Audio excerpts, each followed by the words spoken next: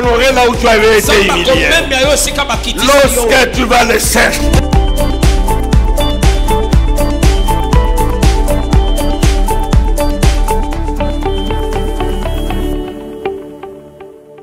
Cet enseignement pour dire à quelqu'un ton avenir ne dépend pas de ce que les gens décident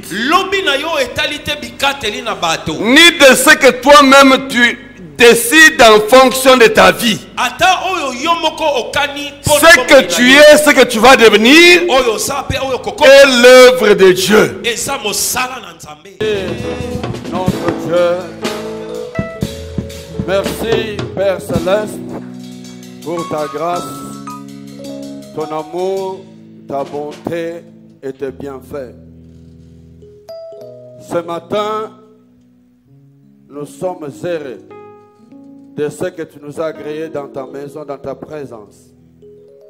Plusieurs n'ont pas cette opportunité. En nous, tu as fait grâce. Ce n'est pas parce que nous sommes meilleurs que les autres, mais tout simplement parce que ta grâce nous a localisés. Sois béni pour ce beau moment que tu nous donnes. Sois béni pour ta gloire, notre Dieu. Et maintenant, nous voulons te laisser ces instants. Parle à nos cœurs. Édifie-nous. Nous avons besoin chaque jour de te découvrir, de vivre pour toi et de te servir. Parle à nos cœurs. Nous t'écoutons, Seigneur. Instruis-nous par ta parole. Seigneur Saint-Esprit, communique-nous le vrai mot juste, nécessaire pour aider ce peuple qui t'écoute ce matin à te découvrir toi, rien que toi. Nous ne sommes pas venus pour voir un homme, mais nous sommes venus pour te voir toi. Laisse qu'une onction du Saint-Esprit repose sur cette assemblée. Que cette onction nous permette de comprendre, de découvrir tes pensées. Au nom puissant de Jésus, nous t'avons prié, Père. Nous avons consacré ce matin ta parole en tes mains. Nous te disons Amen. Amen. Amen, amen, amen, amen. Amen. Je souhaite celui qui est à tes côtés, bienvenue dans la présence de Dieu. Bienvenue dans la maison de Dieu. Amen, amen. Amen. Que Dieu bénisse chacun de nous ce matin. Amen. Merci, vous qui êtes là ce matin, qui aimez le Seigneur, qui avez voulu consacrer votre temps à Dieu. Je voudrais que ce matin, votre temps ne soit pas un temps gaspillé, mais que vous receviez quelque chose de bien pour votre avenir avec le Seigneur. Nous allons continuer nos études et nos prières dans le contexte du thème que nous avions abordé la fois dernière, chercher Dieu. Nous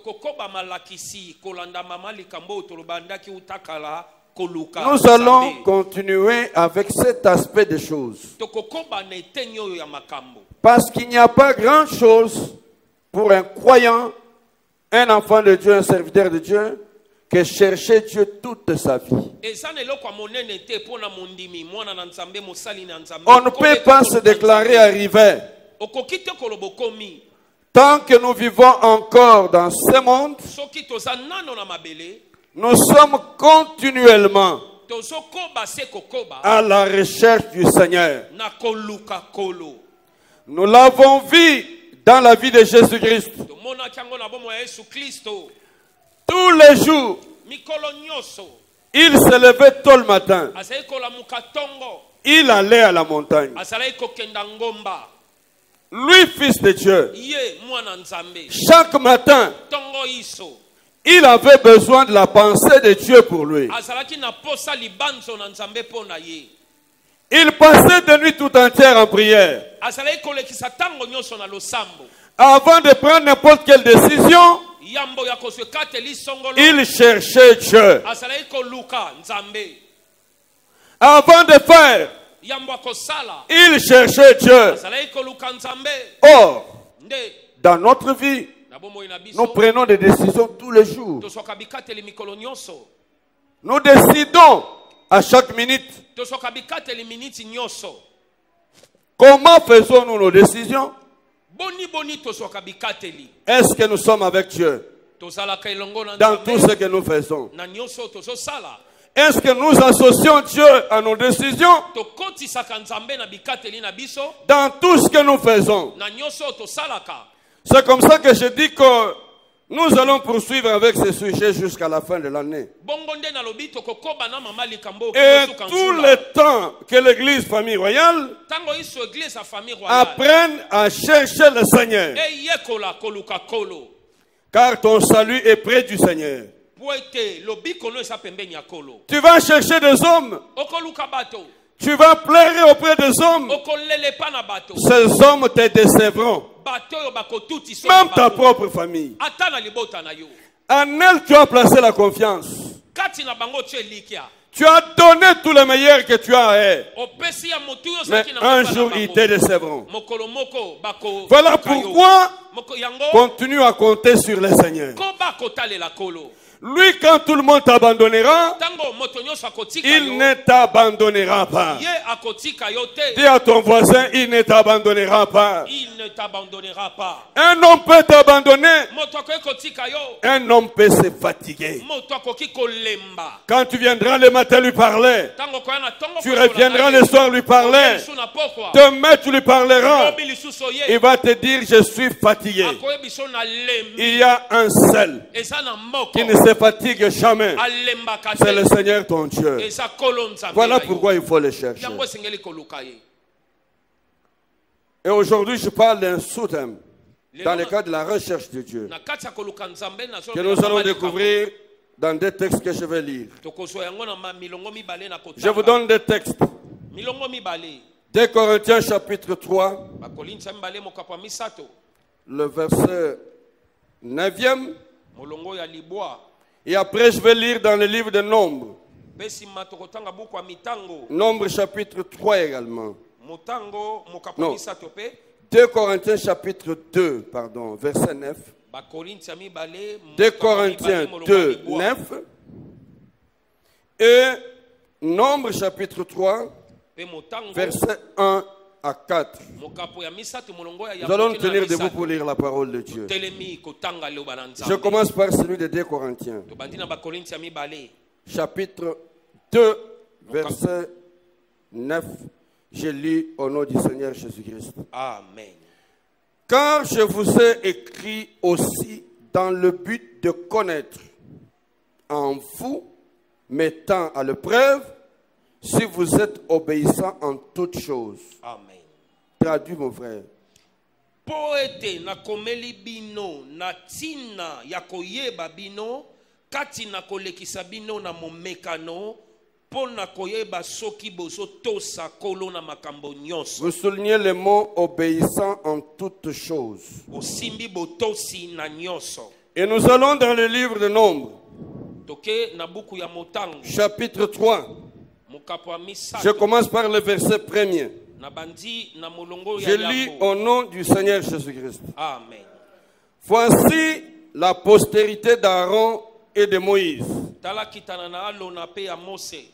Au temps où l'Éternel parla à Moïse sur la montagne de Sinaï. Voici les noms des fils d'Aaron. Nadab, le premier-né. Abihu, Éléazar et Itamar. Abihu, Éléazar et Itamar. Ce sont là les noms des fils d'Aaron qui reçurent l'onction comme sacrificateurs et qui furent consacrés pour l'exercice du sacerdoce. Tu vas souligner ce passage. Qui reçurent l'onction comme sacrificateurs et qui furent consacrés pour l'exercice du sacerdoce. Je continue le verset 4e. Nadab et Abihu mourir devant l'Éternel. Lorsqu'ils s'apportèrent devant l'Éternel du feu étranger dans le désert de Sinaï, ils n'avaient point de fils. Éléazar et Itamar exercèrent le sacerdoce en présence d'Aaron leur père. Dans ce dernier verset, tu vas aussi souligner mourir devant l'Éternel lorsqu'ils s'apportèrent devant l'Éternel du feu étranger.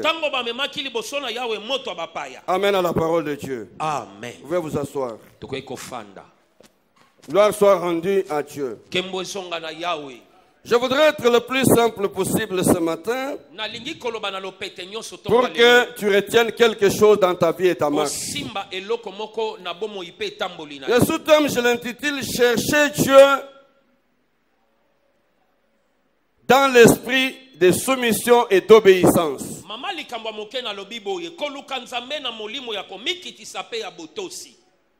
Chercher Dieu dans l'esprit d'obéissance et de soumission, ou de soumission et d'obéissance. Nous avions dit que nous devons chercher Dieu. Et chercher Dieu, c'est un exercice de tous les jours pour un enfant de Dieu. Il n'y aura pas un jour où je m'arrêterai pour dire que je suis déjà comblé. Tant que je vivrai sur cette terre, tant que je serai dans ce monde, ma mission est de chercher continuellement Dieu, d'aimer soumis à Dieu et obéir à Dieu. Le fait qu'on soit dans la condition qu'on est aujourd'hui ne nous exonère pas de la recherche de Dieu. Le fait que je sois pasteur aujourd'hui, que je sois ministre de Dieu, ne m'exonère pas de la poursuite de la recherche de Dieu. Car au-delà du fait que je suis ministre de Dieu, je suis ouvrier serviteur, je demeure enfant de Dieu, j'ai besoin d'une communion permanente avec Dieu. Et c'est cette communion qui me permettra de rencontrer le Seigneur le jour qu'il apparaîtra dans la nuée pour prendre son église. Nous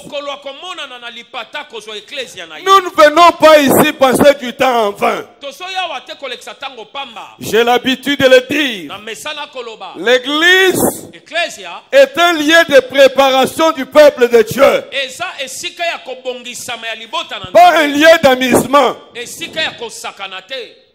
Est un lieu où nous venons, où nous cherchons Dieu, où nous sommes préparés à vivre dans une vie harmonieuse en attendant la bienheureuse espérance. Parce qu'à chaque instant, la trompette peut sonner. Dans quel temps nous trouvera-t-elle?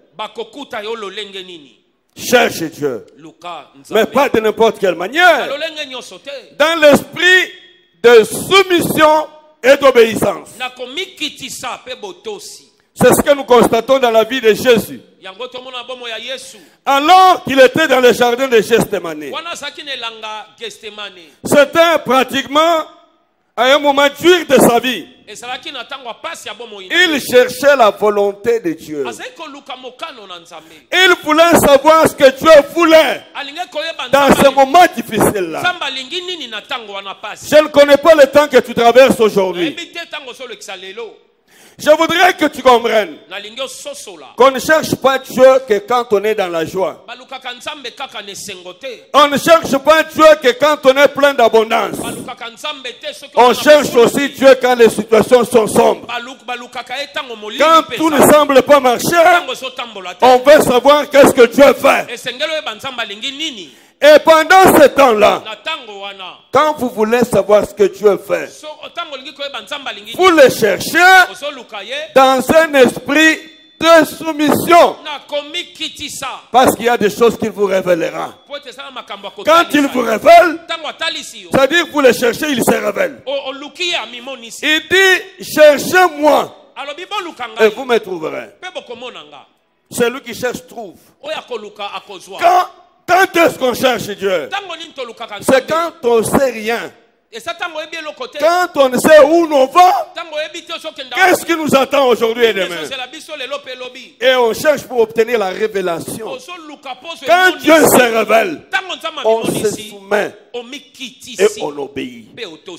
C'est comme cela que Jésus, ce jour-là, Dieu lui révèle que sa volonté, c'était qu'il passe à la croix. Alors Jésus dit, cette volonté est dure à voir, est dure à supporter. Mais tout ce que je fais, pas ma volonté, la tienne. Amen, amen. Tu peux être engagé dans un dossier important. Dieu se révèle, il te dit. Pour toi, c'est pas ça. Pour toi, c'est pas ça. Peut-être que tu es venu ce matin avec une décision que tu veux prendre. Mais le Seigneur peut dire non, c'est pas cette décision. Parce que cette décision que tu veux prendre, tu veux la prendre au regard de ce que les gens disent. Je voudrais dire à quelqu'un de ne pas vivre au regard de ce que les gens disent et pensent. Est-ce que quelqu'un est avec moi? Ne vis pas conformément à ce que les gens pensent de toi. Et ils te regardent tourner vers Dieu. Cherche à comprendre. Qu'est-ce que Dieu fait? Je prie que ce matin, le Seigneur t'éclaire. Et qu'en sortant ici, tes décisions changent. Cherchez Dieu avec l'esprit de soumission et d'obéissance. L'obéissance est une attitude de soumission à Dieu. C'est pourquoi je parle de soumission et obéissance. Attitude de soumission à Dieu, à sa volonté et à ses principes. Est-ce que quelqu'un est avec moi? Amen. L'obéissance est une attitude de soumission à Dieu, de soumission à la volonté de Dieu et au principe de Dieu. Elle se manifeste par un comportement en accord avec la soumission. C'est-à-dire, si je suis obéissant, j'ai une attitude qui s'incline devant ce que Dieu me commande, devant ce que Dieu veut que je fasse, devant ce que Dieu veut que la manière dont il veut que je me comporte. Et en retour, cette obéissance se manifeste par un comportement qui se soumet. Je me soumets à ce que Dieu veut. Je respecte le principe de Dieu. Et le vrai disciple ne peut pas vivre sans se soumettre à Dieu. Il ne peut qu'écouter et exécuter. Quand tu l'écoutes, et généralement la parole que nous recevons, elle rencontre notre propre volonté, le désir de nos familles, le désir de ma mère. Ce que je suis aujourd'hui, ce n'est pas ce que mes parents ont voulu. Ils auraient voulu que je sois autre chose. Ils m'ont inscrit dans des études de nom. Je les ai faites. Amen. Amen. Amen. Ce n'est peut-être pas ce que ma famille veut. Ma famille voudrait m'imposer une chose. Je voudrais dire à quelqu'un, quand tu te soumets à Dieu, tu inclineras tout le monde à toi. Parce que ce qui prime, c'est ce que Dieu fait. Écoutez les hommes vont t'amener à l'égarement. Cherche Dieu et reste soumis à Dieu. Alors aucun disciple de Dieu ne peut vivre sans se soumettre. Alors entrons dans le texte que nous avions lu. D'abord dans Corinthiens, l'apôtre Paul dit, je vous écris dans le but de vous éprouver, vous mettre à l'épreuve pour savoir si vous êtes obéissant en toutes choses. Dis à ton voisin en toutes choses. Il n'y a pas un domaine qui exclut l'obéissance. Obéissant en toutes choses. Et le cas que nous avions lu dans Nombre, c'est un cas qui nous permet de savoir si on est obéissant ou pas. Quand on est soumis à Dieu, quand on est obéissant, on fait ce que Dieu veut. On n'invente pas de solutions pour nous-mêmes. Est-ce que quelqu'un est avec moi? Amen. Est-ce que quelqu'un m'écoute bien? Amen. On n'invente pas de choses. On demande à Dieu qu'est-ce que tu fais. À travers mon temps sombre, pendant mes temps difficiles, là je cherche une chose, je ne l'obtiens pas. Que veux-tu, mon Dieu? J'ai vu quelqu'un qui a balancé une petite vidéo sur le groupe de l'église. Et quand j'ai visualisé cette vidéo, elle m'a intéressé parce que ce matin, je dis, mais cette personne qui l'a balancé, savait-il que j'allais donner cet enseignement? Il dit que maître avait un serviteur qui lui disait, le serviteur craignait Dieu, qui lui disait chaque jour, Dieu est bon. Il fait tout ce qu'il fait dans de bonnes manières. Tout c'est bon. Il sait pourquoi il le fait. Même quand il te prive à manger, c'est dans sa bonté qu'il te prive à manger. Quand il te prive de choses que tu désires avoir, c'est parce qu'il est bon qu'il te les prouve. Et son maître un jour a croisé un lion. Le lion voulait le dévorer. Et le serviteur est venu pour le sauver. Il en a fini avec le lion. Mais le lion a réussi à lui couper un doigt.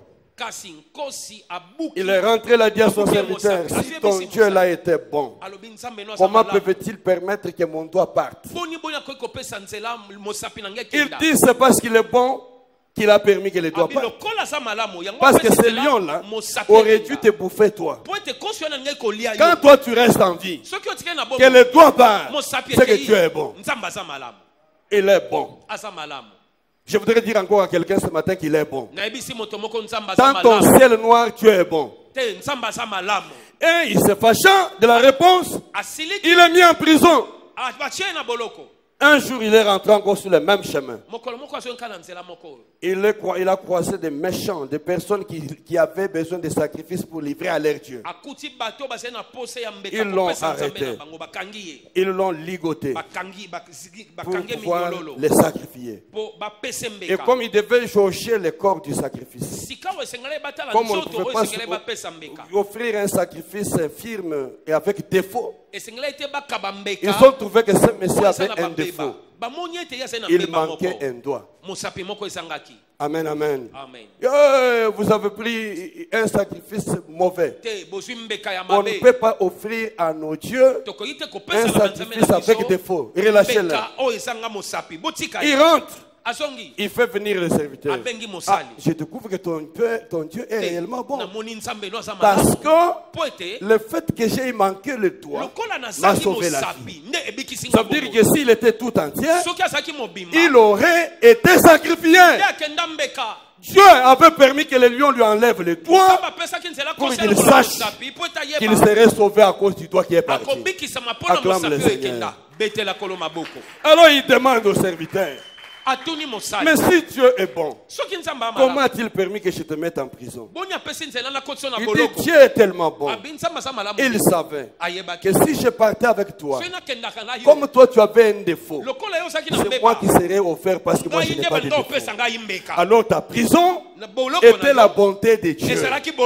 Il est bon pour toi. Je voudrais que quelqu'un dise qu'il est bon.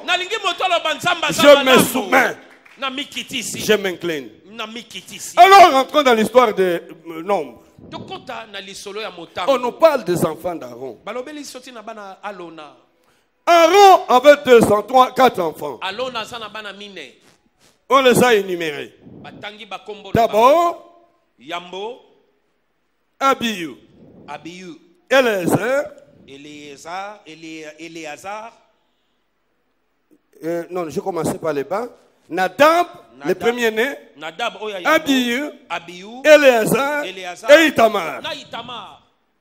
La Bible dit que ce sont là les fils d'Aaron qui reçurent l'onction et qui furent consacrés.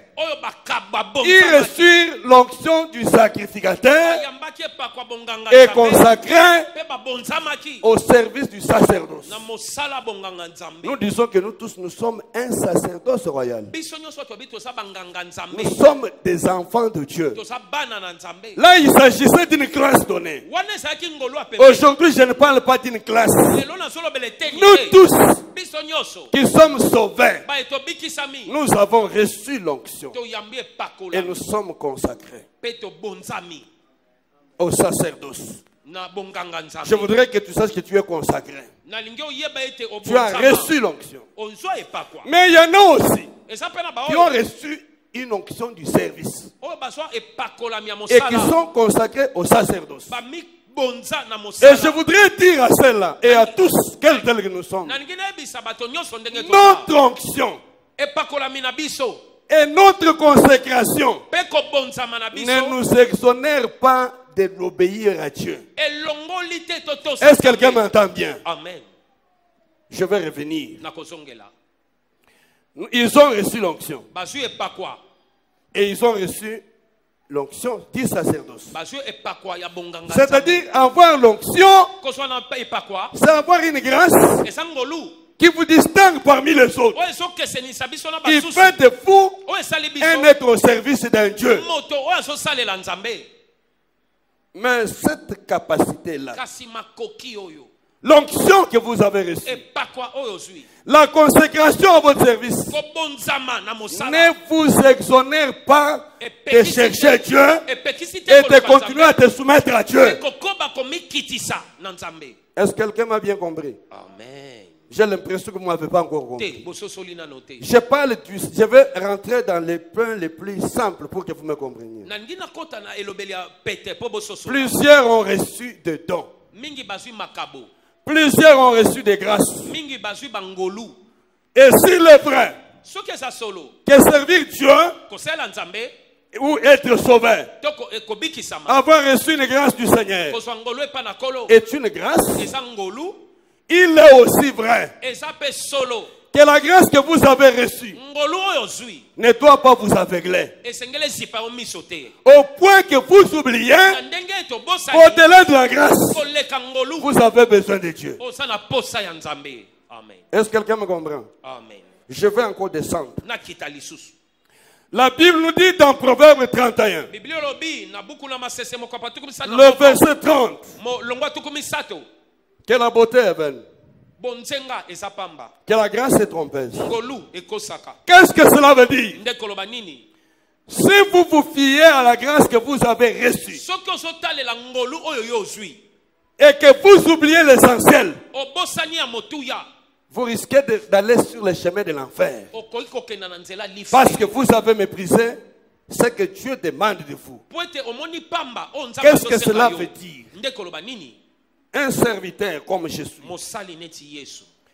Non, comme je suis. Je dis un serviteur comme je suis. Pasteur. Ouvrier. Chanteur. Responsable. Être responsable Être pasteur pasteur ne fait pas de vous un super croyant. Est-ce que quelqu'un me comprend? Amen.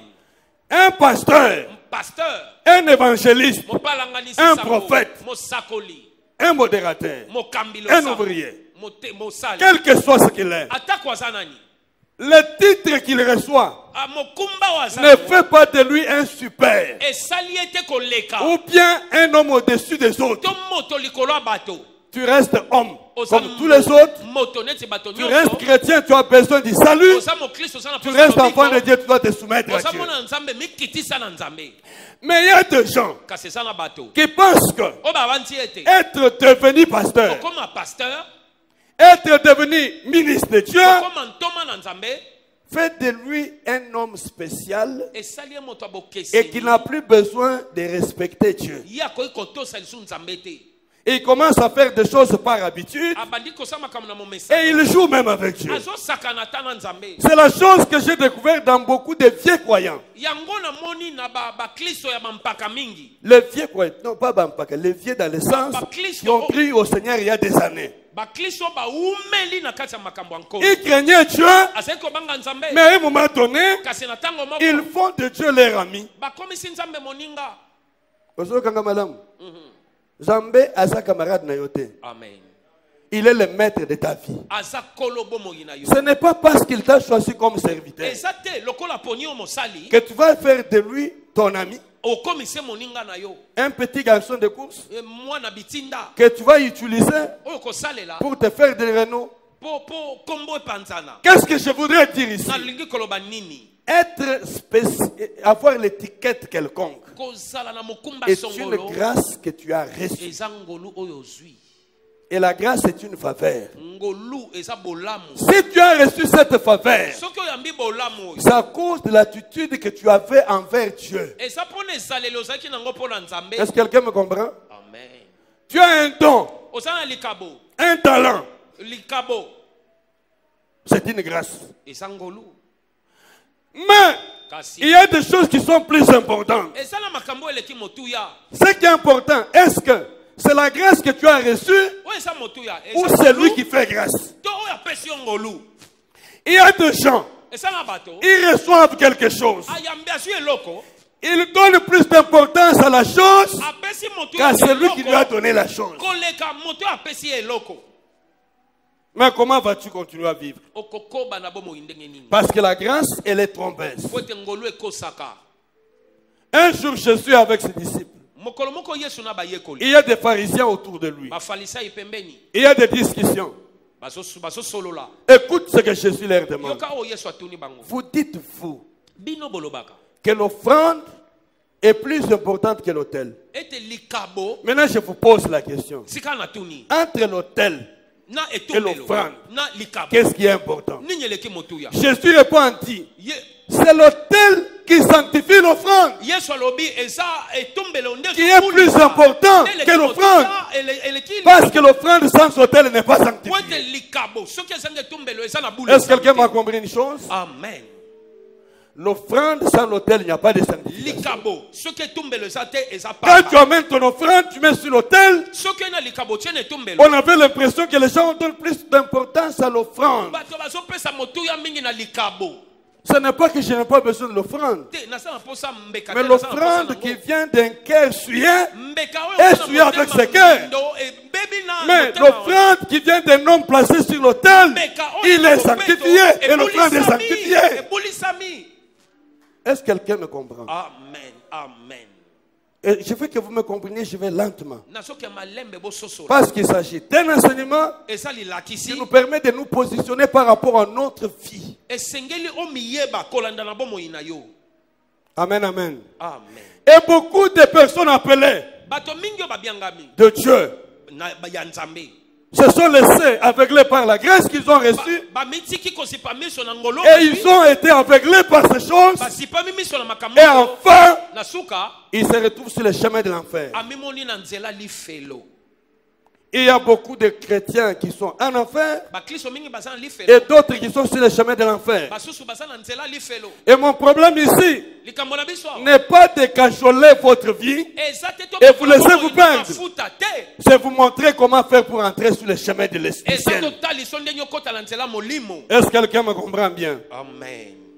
Par ce message, à travers l'orientation du Seigneur, je voudrais nous rappeler que nous sommes peuple de Dieu, que nous ne devons pas nous laisser aveugler par les grâces que nous avions reçues. Nous aveugler par des dons que nous avions reçus, comme ces enfants d'Aaron. Ils reçurent l'onction. Ils firent consacrer. Que ta consécration ne te trompe pas. Ta relation avec Dieu est plus importante que ta consécration. Est-ce que quelqu'un me comprend? Amen. Tu as été consacré. Tu as reçu une grâce. Ce sont des grâces passagères. Et la faveur, elle peut s'arrêter. J'ai trouvé des chrétiens qui ont marché avec Dieu, qui ont une histoire ancienne avec Dieu, qui continuent tous les jours à dire quand nous étions. Parce qu'il avait prié pour un malade qui est guéri instantanément. Un mort même est ressuscité. Il dit, c'est tout ce qui forme son ministère. Comme moi je prie pour les malades. Et chaque fois il remet ses témoignages. Ne te laisse pas aveugler par la grâce. Ce qui s'est passé ce jour-là, c'est une grâce que Dieu a descendue sur toi. Et tu as prié. Un miracle s'est passé. Continue à chercher Dieu pour continuer à vivre les miracles. Si tu te limites à ça, tu auras perdu la grâce. C'est ce que je veux que quelqu'un comprenne. Recevoir l'onction du sacrificateur ne veut pas dire que vous êtes devenu parfait totalement. Vous êtes devenu un homme au-dessus de la mêlée, que vous n'avez plus besoin de chercher Dieu. Il y a quelqu'un, un serviteur de Dieu, qui a choqué ma femme et certaines personnes qui étaient dans la maison. Un ami, je l'ai déjà invité même prêcher ici. Mais il a choqué ma femme et certains enfants dans la maison. Nous étions en train de parler d'un programme. Moi, je n'étais pas là. Ils étaient en train de parler d'un programme de jeûne et prière. Les pasteurs là, de surcroît prophète. De surcroît prophète. Il dit, oh, ma femme c'est une brebis, non? Il dit non. Moi j'ai beaucoup gêné. J'ai gêné déjà trop. Je ne gêne plus. Je ne gêne plus parce que j'ai gêné beaucoup. Frère, les jeunes, ce n'est pas chercher autre chose que chercher Dieu. Quand quelqu'un, un homme de Dieu, va dire que lui ne gêne plus parce que le temps de jeûne est révolu. Ah bon? Tu ne cherches plus Dieu. Tu n'aimes plus Dieu. Donc tu continues à marcher. Ça veut dire celui qui dit je ne gêne plus parce que le temps de jeûne est révolu. Ça veut dire qu'il est comblé. Il est devenu même Dieu. Il n'a pas besoin de chercher Dieu. Car gêner, c'est s'humilier sous la main de Dieu pour chercher sa faveur. Quand quelqu'un dit que moi je ne gêne plus, le temps est révolu. Ça veut dire qu'il ne cherche plus Dieu. Celui qui ne cherche plus Dieu, il est devenu Dieu. Vrai ou faux? Et ma femme m'a posé la question. Est-ce qu'il y a un temps où on gêne et après avoir gêné, le jeûne est révolu, toute la vie on ne peut plus gêner? Je vais répliquer, est-ce qu'il y a un temps Ou quand on cherche Dieu, on trouve qu'on ne peut plus chercher Dieu. Ça veut dire qu'on est devenu Dieu. Écoutez-moi bien. Ce que tu es, c'est le résultat de la grâce de Dieu. Mais s'accrocher à la grâce et oublier celui qui fait grâce, c'est fermer la source de provenance. Tu resteras dans l'histoire quand je t'ai, quand je fis, quand je priais. Mais quand tu faisais, maintenant, tu n'as plus de témoignages authentiques. Tu as seulement des témoignages historiques. Sors dans l'historique. Vis dans le présent avec Dieu. Dieu, c'est un homme avec lequel on vit au présent. Non. Donc, je m'excuse d'utiliser homme. Dieu n'est pas homme. Dieu est tellement important qu'on a besoin de lui chaque jour. Il n'y a pas un temps où nous allons nous arrêter. Et qu'est-ce qui fait que les gens s'arrêtent? La gloire, la renommée, la puissance. Et les gens pensent qu'ils ne peuvent plus chercher Dieu. Ils retombent dans les charnels. Ils retombent dans les charnels. Quand j'étais en train de le dire en semaine, pour ceux qui étaient avec nous, l'apôtre Paul dit, je traite durement mon corps. Je le tiens assujetti. De peur qu'avoir prêché les autres, je me retrouve moi rejeté. Qu'est-ce que cela veut dire? Paul était apôtre, mais tout en étant apôtre, il savait qu'il était un homme. Quand vous apprenez que des grands hommes de Dieu sont tombés, c'est parce qu'ils ont oublié l'essentiel. Traiter durement son corps voudrait dire, au-delà de la grâce apostolique, je suis un homme. Je suis soumis aux mêmes conditions que tous les autres. Est-ce que quelqu'un me comprend? Amen. J'ai l'habitude de le dire. Je le dis, moi, Dieu merci. Dieu merci. Bien au-delà du fait que je suis pasteur, je suis avant tout un chrétien. Et comme chrétien, j'ai besoin aussi du salut. Je suis aussi la brebis du Seigneur. Est-ce que quelqu'un est d'accord avec moi? Amen. Je suis aussi la brebis du Seigneur. J'ai besoin d'aller au ciel. Autant que je t'aide de toi à aller au ciel, et tu dois aussi aller au ciel. Je suis aussi la brebis du Seigneur. La différence c'est que Dieu m'a donné une onction de direction. Ça c'est dans la pratique de fonction. Mais je ne dois pas me fier à cette étiquette. Si je me fie à cette étiquette, je vais perdre la vie. J'étais souvent étonné de voir que les personnes qui ont eu la grâce de visiter le ciel et visiter l'enfer, quand ils donnent leur témoignage, ils disent par moment que ils ont trouvé des hommes de Dieu en enfer. Qui a déjà suivi un pareil témoignage? Ou entendu ou lu? Ok, merci. Vous avez vu les témoignages des hommes de Dieu? Parfois même pas des hommes de Dieu. Quelqu'un comme ça, comme tu es là simplement, Dieu te permet de visiter l'enfer. Et quand tu vas visiter, tu trouves un pasteur en enfer. Et quand il rentre, il témoigne. Il dit que Dieu nous a amenés dans certaines églises. Nous avons vu les ténèbres absolues. Nous avons vu ceci. Et je me posais toujours des questions.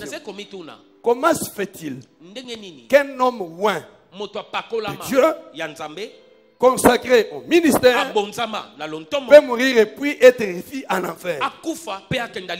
C'est là que j'ai compris que l'onction ne vous exonère pas de chercher Dieu. La consécration dans le ministère ne vous exonère pas de craindre Dieu. C'est ce qui s'est passé dans la vie de ces enfants.